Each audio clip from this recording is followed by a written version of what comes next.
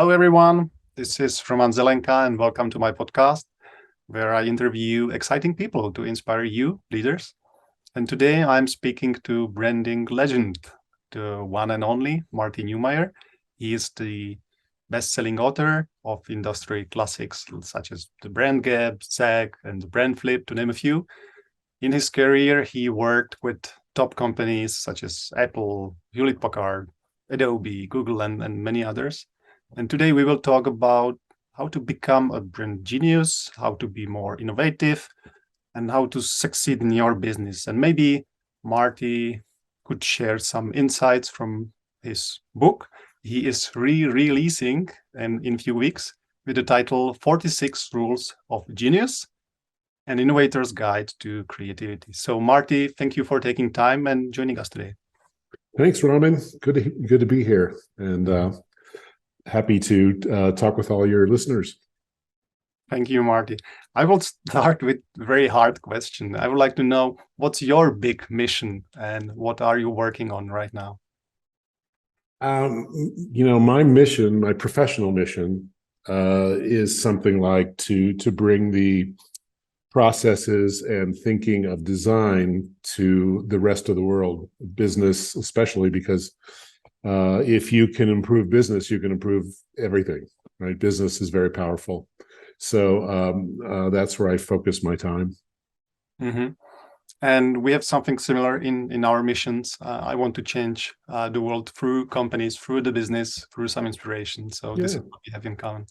It's good to have a mission, don't you think? Yeah, definitely. It focuses you. Yeah. And the second part of the questions, what are you working on right now? Well, I'm working on Level C. Level C is my organization that I started with Andy Starr, and that is a boutique school for teaching branding, brand strategy, brand architecture to professionals. So we have our students are people who have been in the field for a while. You know, they're at least 30 years old usually, and they could be up to 70 years old, but they're learning the structure of branding, like all the principles and rules and everything. And we have a really tough program. Looks like it really is. It's difficult material, and but we have a way of making it fun. So that's I think our difference is that we're not playing around. This is serious business. A good brand can make a huge difference in companies, millions, if not billions of dollars, depending on what size they are already. So I think we really need to focus on it more as a discipline, right? And so it's not typically taught in, like, if you go to Harvard, you're probably not going to get a class on branding or a course on branding yet. I think someday you will. But so there's a space for us to come in early and start teaching this and set some of the principles, into motion in the world. And then, people will follow. After a while, it'll become kind of second nature, just like management, Not that management's not easy, but, we kind of know what it is. With branding, people don't know what it is. So that's our mission for the business. And then I'm doing that, and I'm writing a book, a novel I have one written. It's coming out in June about design thinking, but it's a novel. It's a novel about two women who find a manuscript written by Leonardo da Vinci's last pupil when he was 15, revealing all of Leonardo's secrets about how he thought. And so that was a big challenge for me, and then I'm working on a sequel to that one. So all of that stuff, I'm always busy. Exciting. Yeah. And so to get some attention of listeners, because people who follow this podcast are usually company owners, C-level leaders, marketing managers. What's your definition of branding, like in one or two sentences? Well, let's start with brand itself. What's a brand? And a brand is a person's gut feeling about a company, product, or service. And the person is a customer for the most part, right? We care mostly about customers, but also shareholders and suppliers and everybody else. But the customers are the ones that make the difference, because if you don't have customers, you don't have a business. So my rock hard conclusion from all this studying of this subject is that you need to start with brand. It's not something you add on later. You have to start with a plan for customers. Well, how are you going to change their lives? What are you doing in this world? Why do you exist? Who are you? What do you do? Why does it matter? Those are the three questions you need to answer. So brand is a person's gut feeling. So that means every customer has a different brand of your company, right? Slightly different, depending on who they are, what they know about you, and so forth. So the idea is to get as much control over that impression that you're making as you can, but it's really not in your hands. All you can do is create the raw materials to create that gut feeling in your customers. But they're the ones that give you your reputation. So a brand is kind of like a commercial reputation. Think of it that way. And you don't control your reputation. You can control your behavior, and then the rest is up to everybody else. So that's what makes it tricky. It makes it tricky. It takes a lot of skill to do this correctly. I like the definition.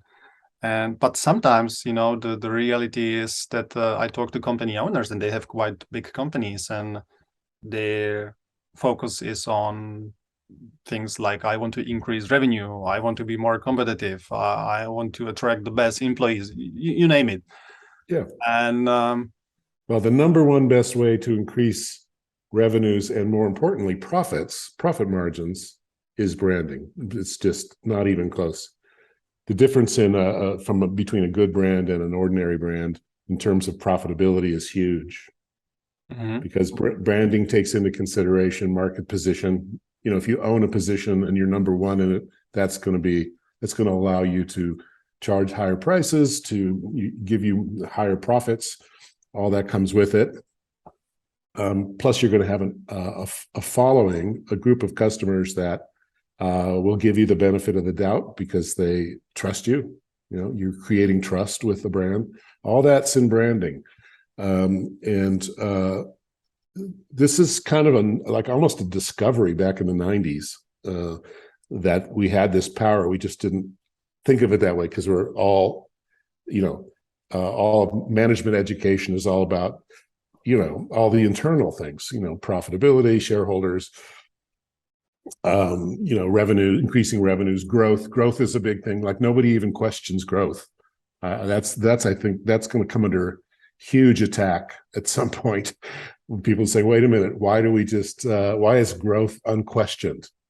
Well, from a management standpoint, because we want to make more money, right? Well, that's going to be more and more difficult as the world's resources run out, right? Then you're going to have to think about, how do we all make a good profit without growth, or without relying so much on growth. So all those things are becoming really interesting, and brand has answers for those things.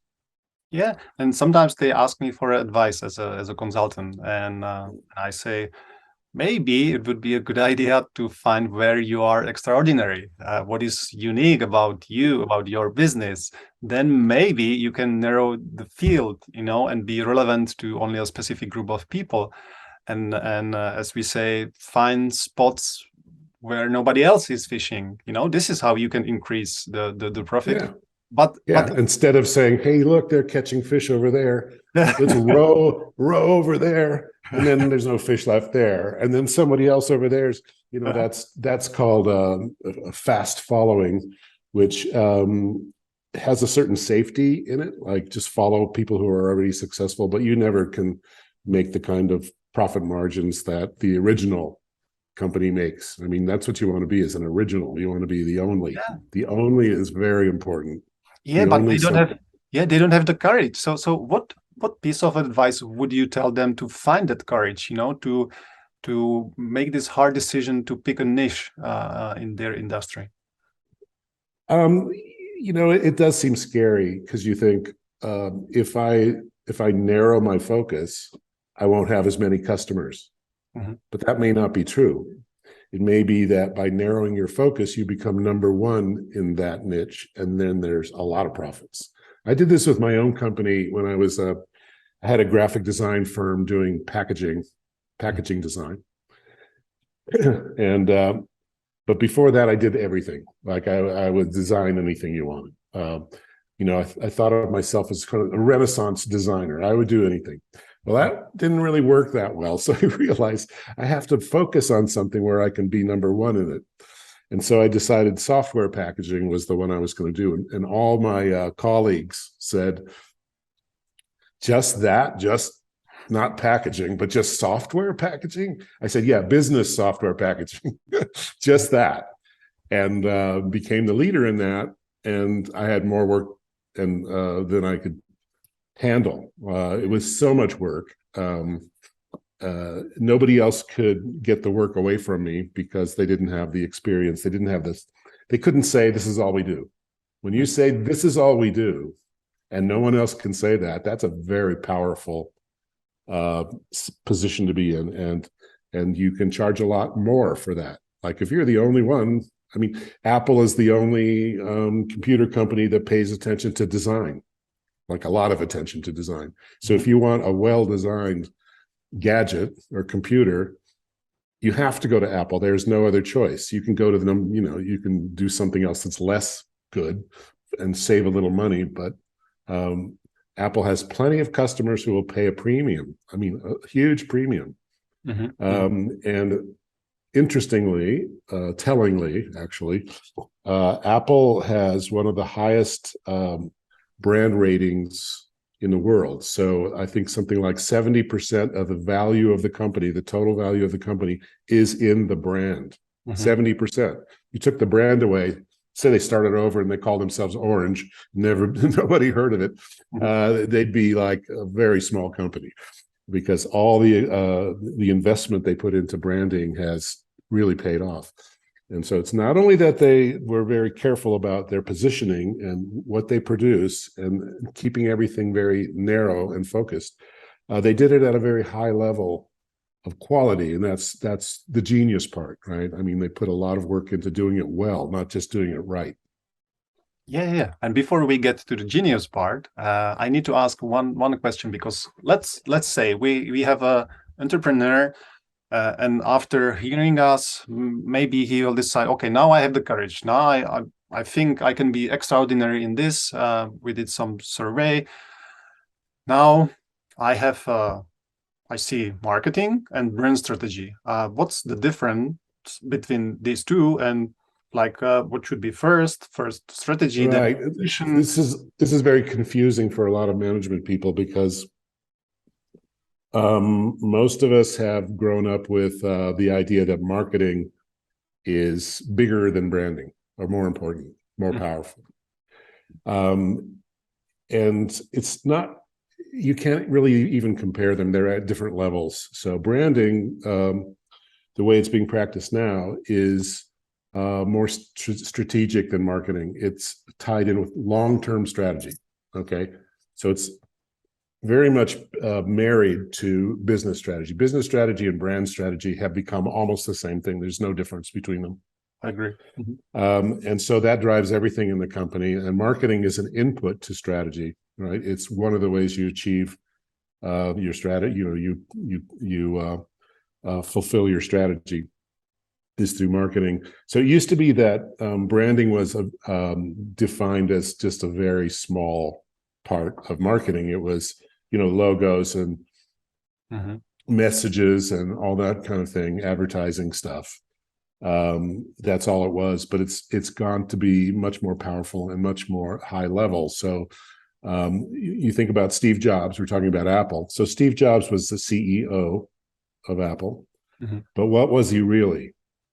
I don't think he was behaving like a normal CEO. I think he was all about customers. He was all about, how do we just knock the socks off our customers, just blow them away, like blow the competition away by giving customers something they couldn't even imagine. so good they couldn't even imagine it, right? Now that is the work of what I would say is a CBO, Chief Brand Officer. That's the kind of stuff a brand person would care about. What can we give? What kind of products and services can we give customers? How can we make those products just as perfect as they can be? How do we talk with customers? Like how do we get them to form a tribe around our company? Those kinds of things. That's what Steve Jobs was all about. That's what he did. He wasn't poring over spreadsheets and on investor calls. He didn't do any of that. It was all about customers. Has laser focus on customers, and now they've got the best brand in the world. So it wasn't easy. It took a lot of focus, but it was really profitable. I mean, the investment they made in branding just paid off hugely. So marketing is super important. Brand is super important. One doesn't own the other one, right? They're different. They do different things. Marketing tends to be all about short-term success over and over and over again, right? So it has a lot to do with branding, but it's really the main responsibility is keep revenues coming in quarterly by any means necessary. And brand doesn't do that. Brand is about how do we position ourselves in a way that we're positioning our customers so that they get the benefit of what we're doing. What do we want our customers to become that they can't get from somebody else? That's a really good question. And then you got to say, who are those customers? And do they talk to each other? If they don't, you've got more than one brand. So a brand has a tribe of people that talk to each other. And if they don't talk to each other, you got more than one tribe. And so you really have more than one brand, and you have to decide if that's a good idea. You might want to narrow down to the one that you have the most control over, the most best relationship with, that no one else can penetrate. You have to create a barrier to competition. And the best barrier is in customers' minds. They create the barrier against your competition. I agree 100%. And based on your advices in your books, I've successfully created several brands, and it just worked. But what I see at many companies, and that's maybe common mistake in brand strategizing, that they create the strategy first, and then they tell people to execute it. They don't work together. Do you see that often in other companies? That's top-down strategy. That's the old school. It's all the power resides at the top, and we just decide overall what we're going to do, and then we pass it down to the next level and the next level to execute all the way down to the bottom in a kind of pyramid. So what's wrong with that? Well, you're giving up quite a number of important things. For one thing, you're losing touch with the front lines where the customers are. If you don't know what they're thinking, how are you going to invent a good strategy? You have to really understand your customers. So you need to really have them both at the same time, everything at once, sort of like the top and the bottom both working. Or some people say it's the middle out. You work from the middle out. But I would just think of it as, yes, we've got to have top-down strategy. We have to take care of the company, make sure it's safe. Also, we have to have bottom-up strategy. We have to take care of our customers. And so we need to bring those things together. So there isn't a disconnect. And that's why I wrote the book, The Brand Gap. The brand gap is the gap between strategy and customer experience, right? So you may think you're doing one thing with your strategy because you're way up here. You don't even talk with customers normally. Somebody else does that. And then customers are not understanding your strategy at all, or they're not relating to it. It's just not relevant to them. And so it makes it really harder to sell anything. So you end up lowering your prices, and a lot of other bad things follow. So you don't want to do that. You really want to be right in tune with your customers and giving them something no one else can give them, and making sure that they stay happy. And that means listening all the time, listening. And that's why we have the internet. You can listen to people, see what they're saying about you. See what ideas they have for you. Don't assume that you know more than they do about them. You know.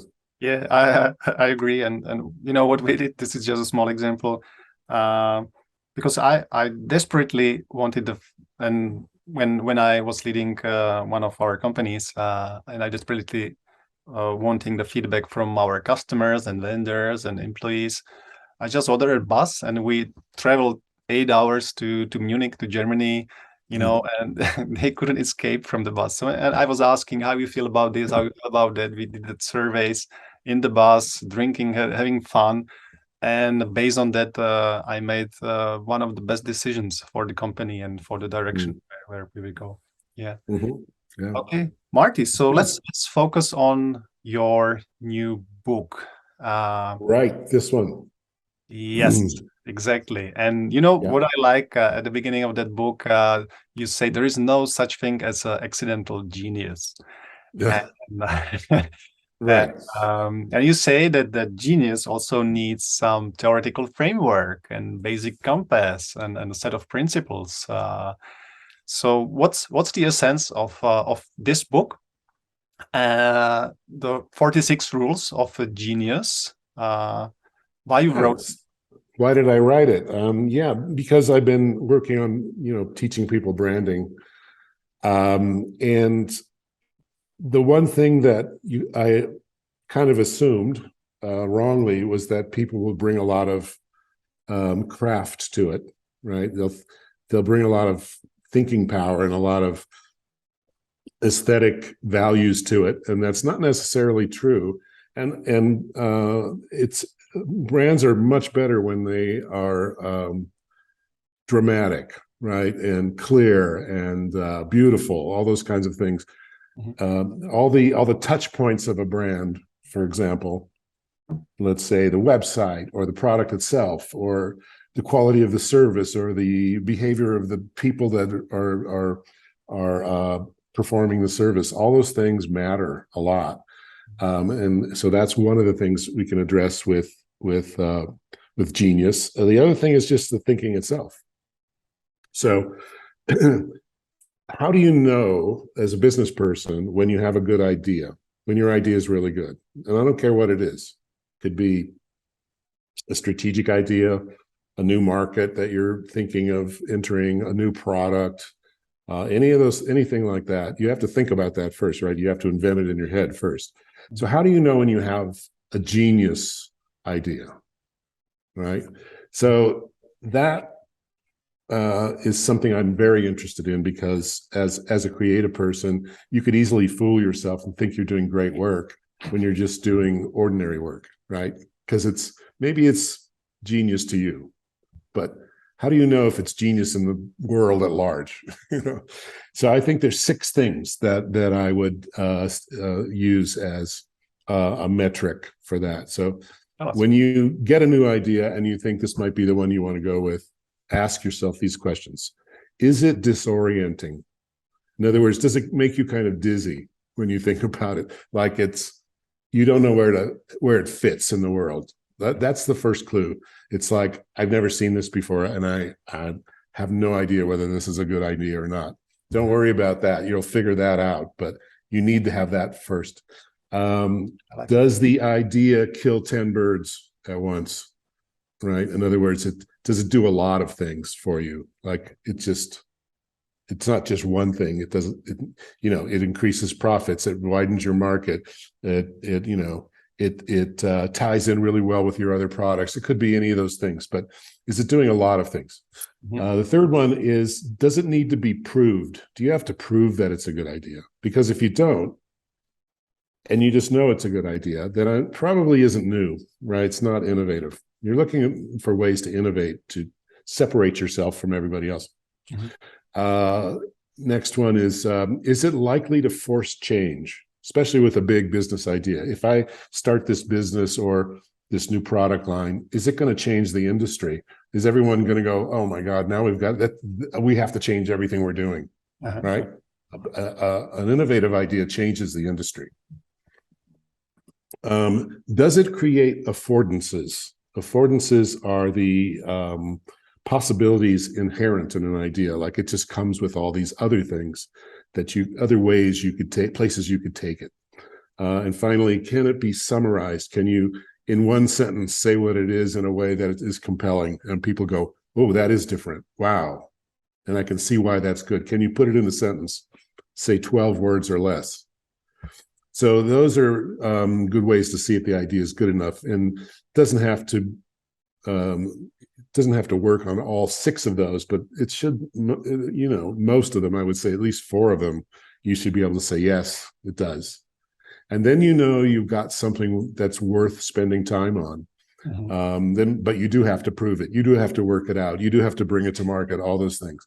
But that's the work of being an innovator. You have to do those things. You just have, you have to take a little bit of risk, but not too much, because the beautiful thing about the way we innovate today is we come up with testable hypotheses. We try things, we prototype them, we put them in the market, we see if they work. So you can pretty much see if it's a good idea by testing before you invest a lot of money in it. You know what I remember from your book, because I read this book from the perspective of being a company owner, and then usually in small companies you don't have a brand chief officer, or you have several people for it's you. yeah. It's you or your brother-in-law, And what I remember from the book is that the innovative idea is also where you find beauty and harmony in our brand, and that is generating pleasure, meaning, and satisfaction. That's what's stuck in my mind. Yeah. So when I talk about beauty, I'm not talking about it as just visual beauty or something. I'm talking about it as conceptual beauty, which has all those things. It has, uses aesthetics really well, all the principles of aesthetics. And usually a great idea is also a beautiful idea. So mathematicians talk about that all the time, a beautiful equation. Well, what makes it beautiful? Well, it's simple, it's elegant, it's surprising. Beauty always has a surprise element to it. And for companies, if you're not surprising your customers regularly, you're going to lose them to someone who's more surprising. So you always have to be thinking about how can we please them or surprise them with something new at regular intervals. And it just becomes a habit after a while. But any art form you look at, including business, you see that need for waking people up at regular intervals, instead of just like disappearing because you haven't changed in a while. So it's just like nobody notices you're there. You become wallpaper. Yeah. And that brings me to the next question, and that's the other part of your book. How should we work to be innovative? I love the definition from the book. Design quickly, but decide slowly. What do you mean by that? Yeah, I think what happens in companies is people jump to conclusions, or they jump to answers too quickly because they're eager to get on with it. And so what happens when they do that is they avoid doing anything bold or even slightly risky because they're not sure if it's going to work. So design helps you do that. So let me just back up and say that the way that most business people in the past have made decisions is in 2 steps.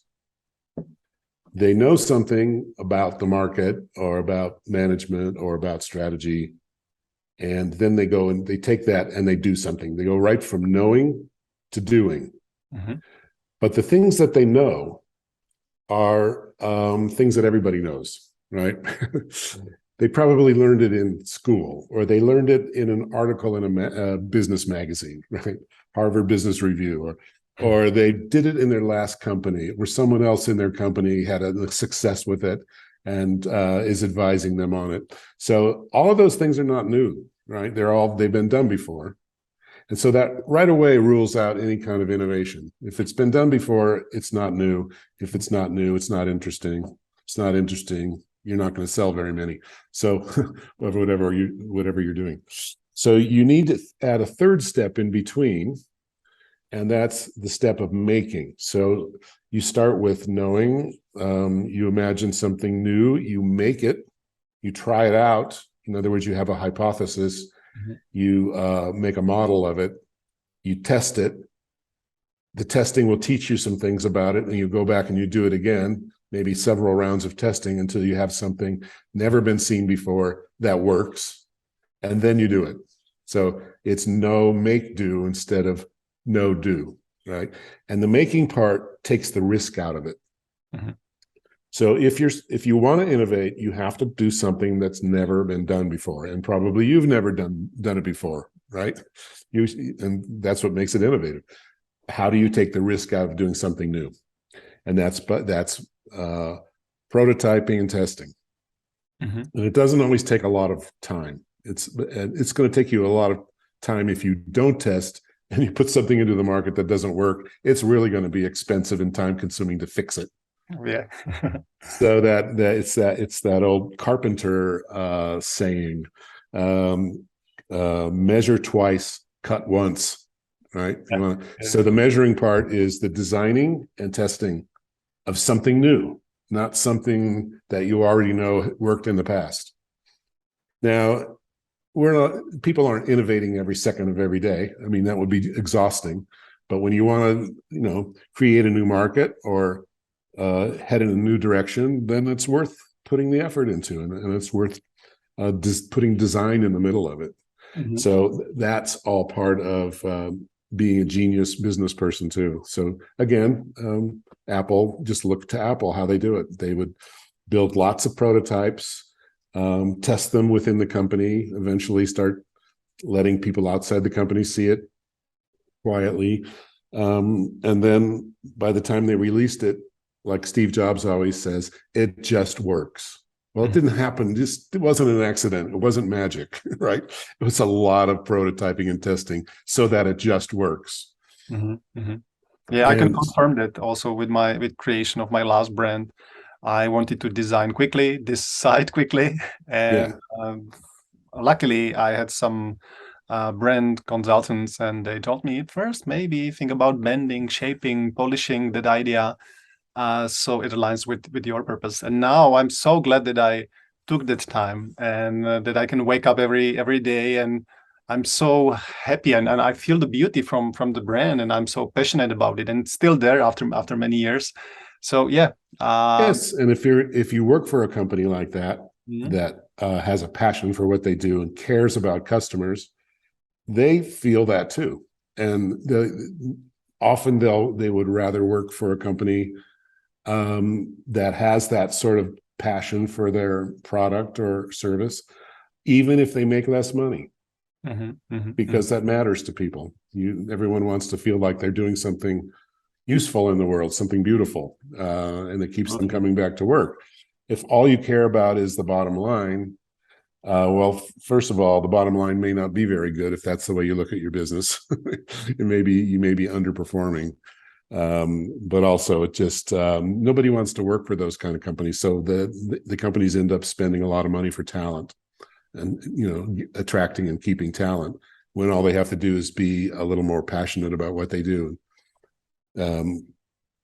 We could all use that in the world. There's just too many companies that are completely focused on money as if it's just a big casino, and that companies like that just aren't that important in the world. It's just it's just not that much fun to work for them.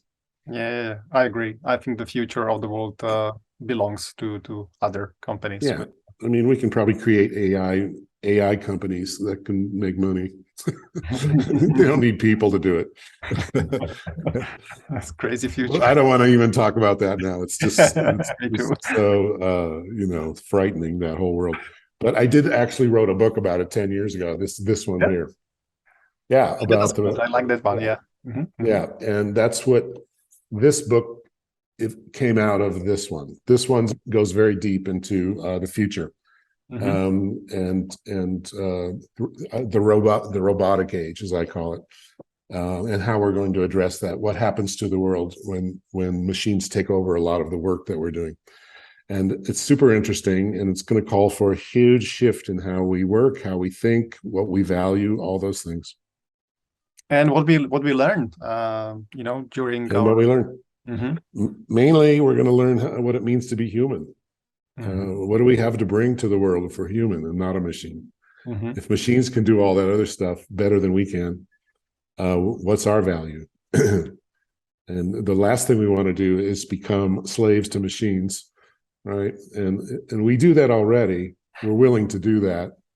We go into the supermarket and we're willing to check out our own groceries, right, with the machine. Like, we get the job, like that's the service. Oh, you get to do it yourself. Oh boy.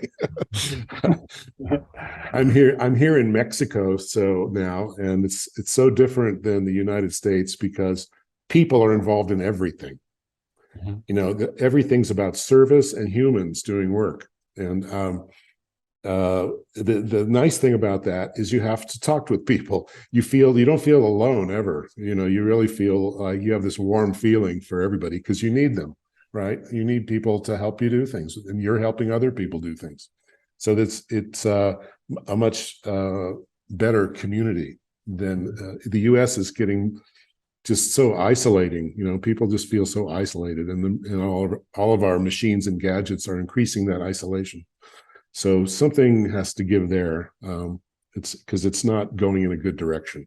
So Opinion. luckily we have people like you and other leaders that spread the ideas of how not to be slaves and how to mean something as humans. And maybe that brings me to other question that is also in your book. Because we are the strongest, we have the best power when we become who we are, and the same applies in the business. Can you elaborate on that a little bit more? I'm not sure what part you're referring to. How can I matter in the book? And let's see here. Becoming who you are. I think it's becoming who you are. Yeah. We're not human beings, we're human becomings. So that's just a wrap-up of the book, which is about talks about genius, and it's about teaching yourself, learning how to learn. It's really important because everyone learns in a different way, right? So you need to know how you learn best. Do you learn best when you read something in a book? Do you learn best when you do it? Do you learn best when it's a physical activity? Do you learn best with a group of people? Or do you learn best alone? Do you learn best by going to conferences and hearing people speak and then talking about it with other people? All these things are personal. And you really need to keep on learning your whole life. And that's actually part of the joy of being an innovator, is you're always learning, and you're always surprising yourself with the things that you make, whether it's a business or an idea or a book or a movie or whatever, a product. All those things can be very exciting when you're able to do them well. Yeah, definitely. Martin, maybe before we wrap up, is there any single idea that you would like to share with passionate leaders and company owners who would like to excel in their fields and change the world a little bit? I think for leaders and everybody, I would recommend the same thing, which is to always be looking around at other people who are doing something you wish you could do. Like if you're a business manager, maybe you're looking at I can't remember the man's name. He wrote a book called Even Elephants Can Dance. He ran IBM. And IBM had to transform itself completely from a maker of big, heavy computers into a service company. And his story is it's really exciting and inspiring, right? So if that's the kind of thing that you like to do, you might get to know that person really well. In other words, find heroes. It could be in any age. It could be 200 years ago, right? It doesn't matter. Or it can be in a different field. But something about that person is super interesting. Find out more about them and keep a file of heroes and the things that they do. So for designers, it may be, keeping pictures on your computer of things that you really admire that you can't even explain why you like them, but you would die to be able to do something that great, right? That's how you learn. You have heroes, you follow them, you learn from them, and eventually you become the hero, and people are following you. But you need to admire the work of other people. And I think it starts with that. Find people you admire, learn about them, be inspired by them, create your own version of what they're doing. And whenever you find a hero or somebody who did something great that you admire, you're actually building your own repertoire of responses to the world. You're learning you're becoming who you should be by finding those people. So, I mean, I can think of a million heroes I've had in all different fields growing up. And Marty, you are in my hero file, and this is why I'm doing these interviews. So thank you so much for spending time with me. Thank you, Roman. Inspirational for me, and I believe also for the people listening to us. So Marty, thank you very much. It was a pleasure. Thanks, everybody.